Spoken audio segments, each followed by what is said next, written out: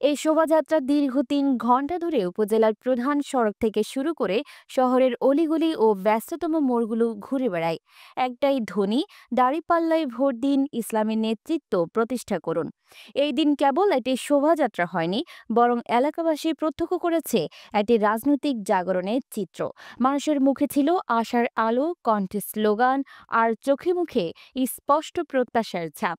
কেউ রাস্তায় দাঁড়িয়ে শুভেচ্ছা জানিয়েছে, কেউ বা মোবাইলে ধারণ করেছে এই ব্যতিক্রমী দৃশ্য। রাজনৈতিক বিশ্লেষকদের মতে এই শোভাযাত্রা কেবল একটি নির্বাচনী কর্মসূচি নয়, বরং একটি পরিষ্কার বার্তা। জামায়াতে ইসলামী কুষ্টিয়া 3 আসনে এবার শক্ত অবস্থানে যেতে চায়।